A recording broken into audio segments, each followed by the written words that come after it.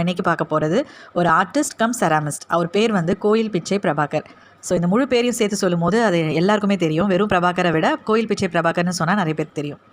இவரும் வந்து நிறைய அவார்டு வாங்கியிருக்காரு. ஆர்டிஸ்ட் துறையில் இவர் நிறைய சாதனைகள் பண்ணியிருக்காரு. இவர் தொடர்ந்து மேலும் சாதனை புரியணும் அப்படின்னு சொல்லி நம்ம வாழ்த்திட்டு இவரை பற்றின ஒரு பயோகிராஃபியை தான் இன்றைக்கி வீடியோவில் பார்க்க போகிறோம். ஸ்கிப் பண்ணாமல் பாருங்கள்.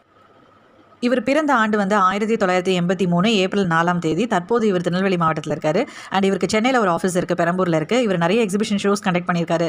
தக்ஷின் சித்ராலையும் அவர் கண்டக்ட் பண்ணியிருக்காரு. அப்புறம் அங்கே வந்து பெரம்பூரில் ஒரு மாடியில் வந்து தன்னோட ஆர்டிஸ்டிக் ஒர்க்கு, செராமிக் ஒர்க் எல்லாத்தையும் வச்சு எக்ஸிபிஷன் வச்சிருக்காரு. மொட்டை மாடி அப்படின்னு சொன்னால் நிறைய பேருக்கு தெரியும். அந்த பேர் வந்து ரொம்ப ஃபேமஸ். அங்கே நீங்கள் போய் கேட்டிங்கன்னா எல்லாருமே சொல்லுவாங்க.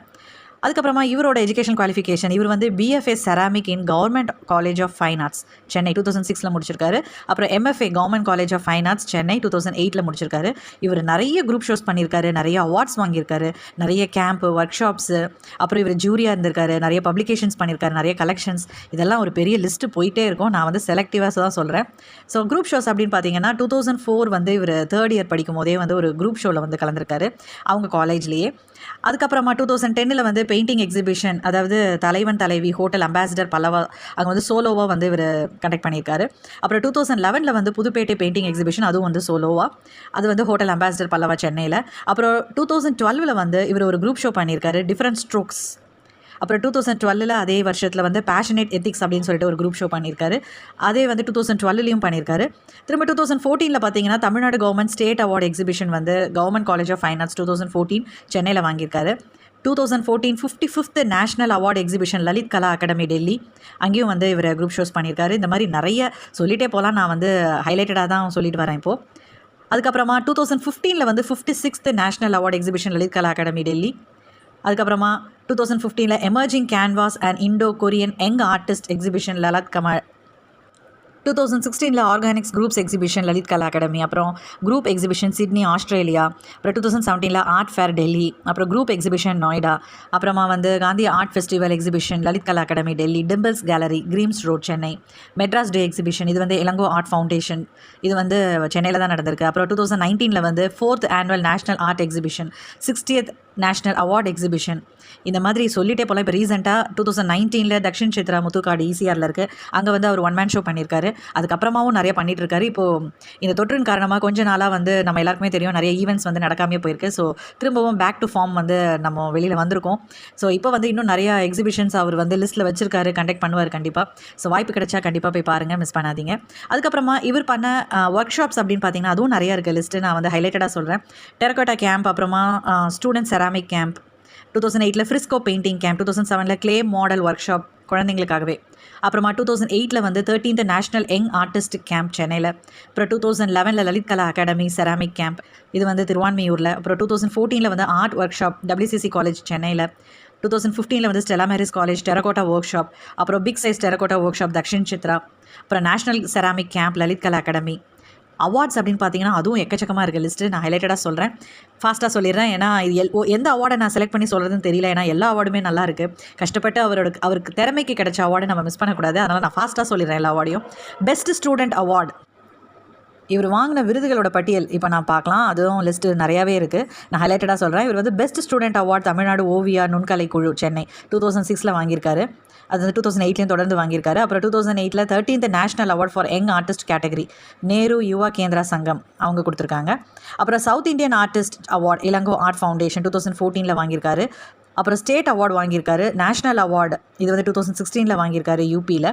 2015 வந்து வாசுதேவ் சேரிட்டிஸ் பெங்களூர், அர்ணவாஸ் வாசுதேவ் சேரிட்டிஸ் அவங்களுக்கு வாங்கியிருக்காரு. 2015 2016 வரைக்கும் நடக்கக்கூடிய நேஷனல் ஸ்காலர்ஷிப் லலித் கலா அகாடமி நியூ டெல்லி, அதில் அவார்டு வாங்கியிருக்காரு. 2016 அர்ணவாஸ் வாசுதேவ் சேரிட்டிஸ் பெங்களூர்.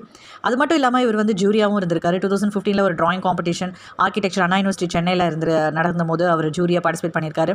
2015 வந்து பெயிண்டிங் காம்படிஷன், இந்த மாதிரி எக்கச்சக்க காம்படிஷனுக்கு வந்து அவர் ஜூரியாக இருந்திருக்காரு, இருந்து செலக்ட் பண்ணியிருக்காரு. பப்ளிகேஷன்ஸ் அப்படின்னு பார்த்தோன்னா 2006 வந்து south India traditional hair style Kalamkriya private limited, அங்கே வந்து அவர் பப்ளிகேஷன்ஸில் அவரோட பங்களிப்பை கொடுத்துருக்காரு. அதுக்கப்புறமா 2008 வந்து Kalamkriya private stars and trees. 2015 gypsy documentary illustration. 2016 Thumbi children monthly magazine.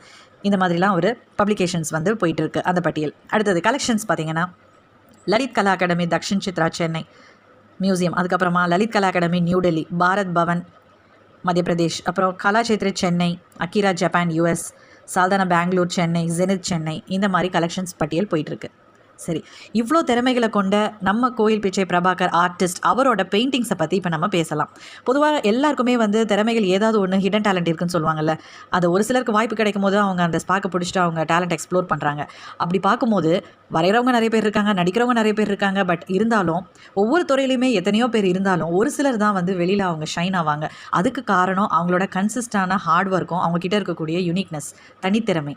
எப்போவுமே நம்ம ஒரு ஃபீல்டு சூஸ் பண்ணுறோம் அப்படின்னா அதில் தனித்துவம் எப்படி இருக்குது அப்படிங்கிறது தான் பார்க்கணும். அதுதான் நம்ம வெற்றிக்கு அடையாளம். அந்த வகையில் நம்ம ஓவியர் கோயில் பிச்சை பிரபாகர் அவரோட தனித்துவமான ஒரு விஷயம் என்ன அப்படின்னா, அவரோட ஓவியம் ரொம்ப அழகாக, ரொம்ப நுணுக்கமாக இருக்கும். ஒரு நிழல் இருக்குது அப்படின்னா அந்த நிழலில் படும்போது அந்த ஆப்ஜெக்ட் எப்படி இருக்குமோ அதை தத்ரூபமாக வரைவார். நீங்கள் அவரோட டிராயிங்ஸ் பார்க்கும்போது உங்களுக்கு நிறைய டவுட் வரும். கன்ஃபார்மாக இது வந்து டிராயிங் கிடையாது, இது ஃபோட்டோ தான் நீங்கள் சண்டை போடுவீங்க, ஆர்கியூ பண்ணுவீங்க. ஏன்னா அந்த அளவுக்கு ரொம்ப தத்ரூபமாக இருக்கும் அவரோட டிராயிங்ஸ் எல்லாம்.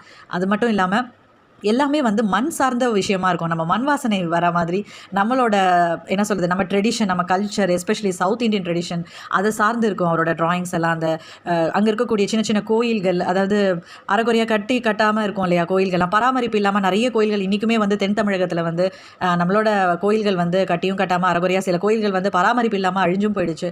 அது மட்டும் இல்லாமல் நிறைய குளங்களும் அந்த மாதிரி தான், அது பராமரிப்பு இல்லாமல் போயிடுச்சு. இந்த மாதிரி விஷயங்கள் வந்து அதை அழிய விடாமல் அதை தன்னோட ஓவியங்களை வந்து மக்களுக்கு கொண்டுட்டு போய் சேர்க்குறாரு. ஸோ இதுதான் அவரோட யூனிக்னஸ்ஸே. அவரோட ஒரு பிக்சருமே வந்து ஒரு கதை சொல்லும். அதாவது ஒரு சின்னதாக ஒரு பிக்சர், ஒரு எக்ஸாம்பிளுக்கு ஒரு பிக்சர் எடுத்துக்கிட்டிங்கன்னா கண்டிப்பாக அதில் 1000 அர்த்தங்கள் இருக்கும். அந்த அளவுக்கு வந்து ஒரு டாக்குமெண்ட்ரி ஃபிலிமே எடுக்கலாம். அந்த அளவுக்கு அவரோட ஒரு பிக்சரும் இருக்கும். கண்டிப்பாக நீங்கள் மிஸ் பண்ணாதீங்க, பாருங்கள். நீர்நிலைகள் எப்படி இருக்குது, குளங்கள் எப்படி இருக்குது, வயல்வெளிகள் எப்படி இருக்குது, நம்ம கிராமங்களில் பார்க்கக்கூடிய அந்த ஓட்டு வீடுகள், ஓட்டு வீட்டில் 1 2 உடஞ்சிருக்கும், அதை ரொம்ப தத்ரூபமாக வரைஞ்சிருப்பார். கீழே இருக்கக்கூடிய சின்ன சின்ன பொருள், ஒரு சின்ன பேப்பர் கசக்கி போட்டானா அந்த பேப்பர் எப்படி இருக்கும், அந்த இலைகளோட நிழல் வந்து அந்த பில்டிங் மேலே அந்த ஓட்டு வீடு மேலே விழும்போது அது எப்படி இருக்கும், நெல் வந்து சுருட்டி போடும்போது அது எப்படி இருக்கும், அந்த மாதிரி அந்த ஒவ்வொரு விஷயமுமே ரொம்ப அழகாக தத்ரூபமாக இருக்கும். நீங்கள் மிஸ் பண்ணாதீங்க. அவர் நிறைய ஆர்ட் எக்ஸிபிஷன் ஷோ நடத்துகிறாரு. சென்னையில் நிறைய இடங்களில் வந்து அவர் சோலோ எக்ஸிபிஷன் ஷோ கண்டக்டும் பண்ணுறாரு. ஸோ வாய்ப்பு கிடைக்கும் போது கண்டிப்பாக போய் பாருங்கள். இன்ஃபேக்ட் வந்து டிராயிங் துறையில் ஆர்வம் இருக்கிறவங்க, வரையணும்னு ஆர்வம் இருக்கிற ஒவ்வொருத்தருமே கண்டிப்பாக நீங்கள் இவரை காண்டாக்ட் பண்ணலாம். அவர் நிறைய நுணுக்கங்களை சொல்லி தருவார். அது மட்டும் இல்லாமல் இவரோட அந்த யூனிக்னஸ் மூலமாக நிறைய விஷயங்கள் வந்து தெரிய வரும் மக்களுக்கு. ஏன்னா வந்து இன்றைக்கி வந்து நம்ம வந்து பொதுவாக வந்து ஒரு புக் எடுத்து நம்ம படிக்கும் போது அதை வாசித்து படிக்கிறத விட பிக்சராக பார்க்கும்போது ரொம்ப அழகாக மைண்டில் போகும்னு சொல்லுவாங்க. அதனால தான் வந்து ஒரு டிராயிங் வந்து அந்தளவுக்கு இம்பார்ட்டன்ஸ் கொடுக்குறாங்க. அதுக்கு காரணம் என்னென்னா படத்தை பார்த்ததுமே டக்குன்னு அப்சர்வ் ஆகும். இப்போ குழந்தைங்களாம் பார்த்தீங்கன்னா கார்ட்டூன் ரொம்ப பிடிக்கும். குழந்தைங்களுக்கு கார்ட்டூனில் சப்ஜெக்டை சொல்லி கொடுத்தா அவங்க இன்னும் சூப்பராக படிப்பாங்க. ஏன்னா வந்து அது அவங்களுக்கு பிடிச்சிருக்கு. நம்மளே வந்து ஒரு பிக்சரை பார்த்து புரிஞ்சுக்கிற அளவுக்கு படித்து புரிஞ்சுக்கிறது கொஞ்சம் டைம் எடுக்கும், அவ்வளோதான். ஸோ அந்த மாதிரி ஒரு இமேஜுங்கிறது அந்தளவுக்கு ஒரு இம்பார்ட்டன்ட் இருக்குது. ஸோ அந்த வகையில் ஓவியர்கள் எல்லாருமே வந்து உண்மையாகவே வந்து அவங்க கடவுளால் படைக்கப்பட்ட ஒரு பெரிய வரப்பிரசாதம் தான் சொல்லணும். அது எல்லாருக்குமே கிடைக்காது. ஸோ இவர் வந்து தன்னோட தனித்துவமான திறமையால் கிராமங்களில் இருக்கக்கூடிய ரொம்ப முக்கியமான விஷயங்கள், அழியும் நிலையில் இருக்கக்கூடிய விஷயங்களை வந்து தன்னுடைய ஓவியங்கள் மூலமாக அவர் கடத்துறாரு. கண்டிப்பாக இது நம்ம ரொம்ப பாராட்ட வேண்டிய ஒரு விஷயம். நம்ம எல்லாருமே வந்து ஓவியம் மூலமாக தெரிஞ்சுக்கிறோம். நூல்கள் வாய்ப்பு கிடைக்கும் போது தான் எல்லாரும் பார்ப்போம். கிராமங்கள் அவங்க சொந்த கிராமத்துக்கு போகிற வாய்ப்பு இருந்தால் தான் போய் பார்ப்பாங்க. ஸோ இந்த மாதிரி ஓவியர்கள் வந்து இன்னும் நிறைய பேர் வரணும். இவரும் வந்து மல்டி டேலண்டட். ஏன்னா இவர் ஆர்டிஸ்ட்டை தாண்டி செராமிஸ்டாகவும் இருந்திருக்காரு. செராமிஸ்ட்டில் டிகிரியும் வாங்கியிருக்காரு. ஸோ நிறைய கலை நயமிக்க பொருட்களும் வந்து இவர் தயாரிக்கிறாரு. ஸோ வாய்ப்பு கிடைக்கும் போது இவரோட எக்ஸிபிஷன் ஏதாவது ஒரு வந்துச்சுன்னா மிஸ் பண்ணாதீங்க, போய் பாருங்கள். ஸோ இவர் மேன்மேலும் இன்னும் நிறைய தன்னுடைய துறையில் சாதிக்கணும், நிறைய விருதுகள் வாங்கணும், சாதனைகள் புரியணும்னு சொல்லி வாழ்த்துவோம், வணங்குவோம்.